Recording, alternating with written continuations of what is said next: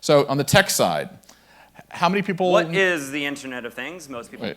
What is the Internet of Things? How many people know the Internet of Things? How many people have anything to do? There's a few people. But I think it's something that it's going to be great for us. Because the Internet of Things, we had another speaker at our conference in New York, and I just put a minute of this. But it's really interesting to see where we're going. And talk about a trend. It is. Some still don't. Very simplified definition for today. When everyday objects have network connectivity. Digital marketers are thinking more and more about the physical world, and experiential marketers are thinking more and more about digital.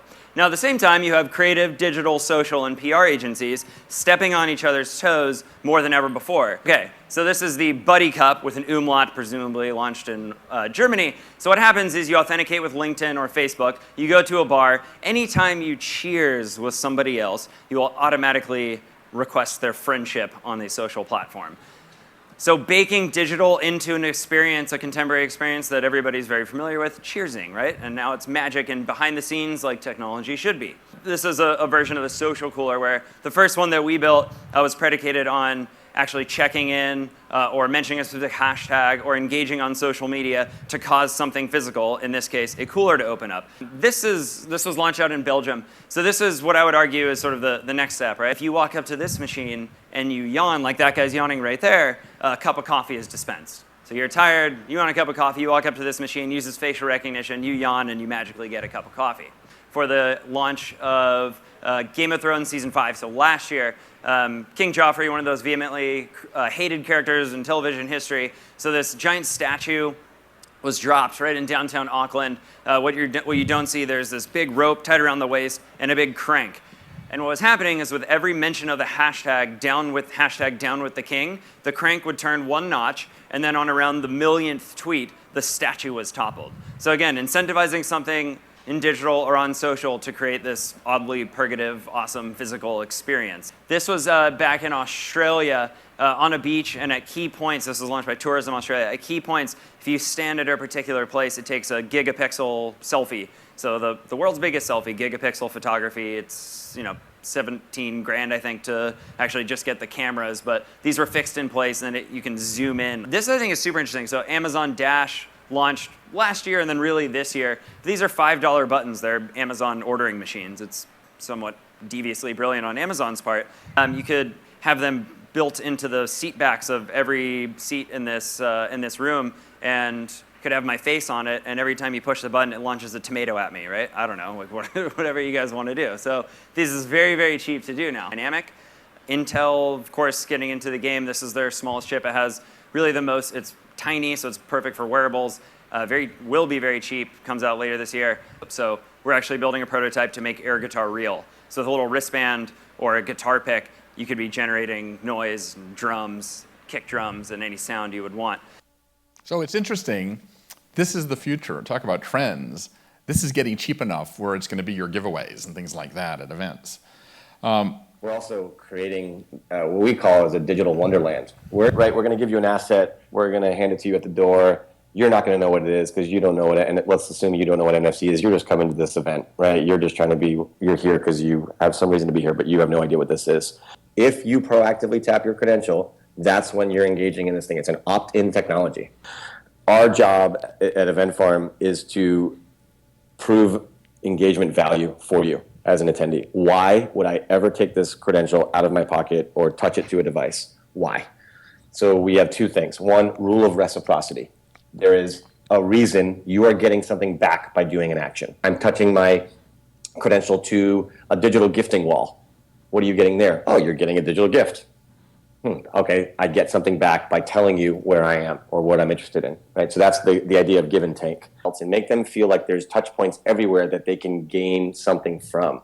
So check, digital gifting, downloading content, taking surveys, voting, polling, ordering drinks. These are all applications that we can deploy at the same time. So when a digital Wonderland is working, it's when you see people in the crowd touching their credential to a wall, being like, is this thing going to light up? Is it going to move? That's when you know you've got it. And that's when the magic happens. So this is a whole interesting thing. The idea of connecting, a lot of the registration companies are buying activation and experiential companies so that they can actually create this sense of reciprocity. Because the idea of this beacon technology that just says, oh, you're here, I'm going to invade your privacy.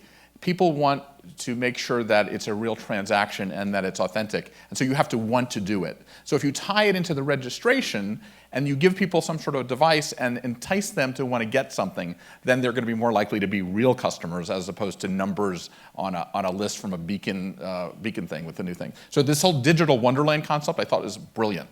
And I think you're going to see this absolutely everywhere, tying everything in from RFID to everything. But it's the whole idea of how do you create this digital Wonderland for your events? And that is definitely going to be coming at some point.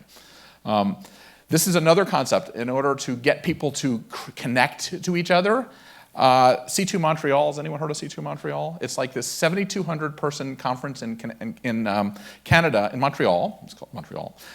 And it was started by Cirque du Soleil and an agency called Sid Lee.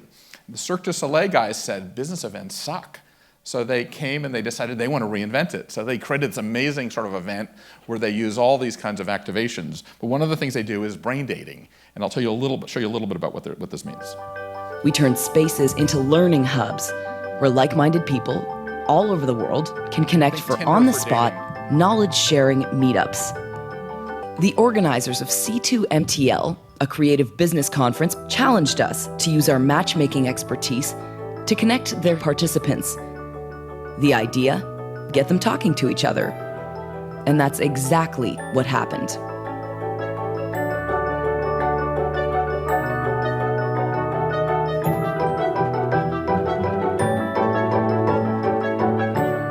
The point of being here is to make connections, but also the right connections, and I felt like it really enabled all of that and enhanced the experience for me here.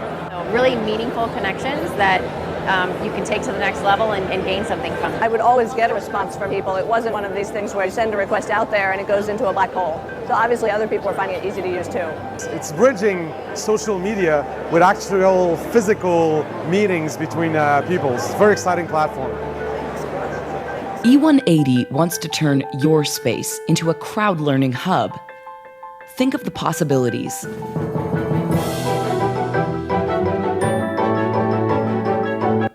So they call this Tinder for your brain. But it's interesting, right? It's like another way to connect in a more authentic way. So I just want to play this clip. This is drones are a big deal, and you're seeing everything flying around the world. But these guys are doing these things called emotion butterflies. So these are drones that actually you program, and they actually fly like this. And so imagine at some events, they're probably better for weddings and things like that than the corporate events, but you never know. It certainly, can you imagine having something like this at your event? This is what's coming with drones. And you can see all these things flying. Can you imagine if they can do this, what they will be able to do? So that's kind of interesting. This is a German company that does this. They also do flying cars where they put like models of cars and they make them drones and they fly around the room, and it's pretty cool too.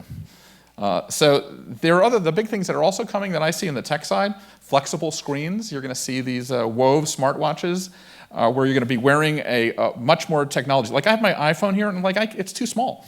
So if I'm at an event, all my itinerary and everything else will be right on here. It'll be much easier to use. And then also LG wallpaper TV is coming, which is basically you can roll up your screen and you can take magnets and put it on the wall. So don't buy your big screen yet, right? So I don't know when I think they said it's coming out this year, but you never believe that. You never know. So that's this one. And then that's see the way it sort of folds up? It's pretty cool stuff.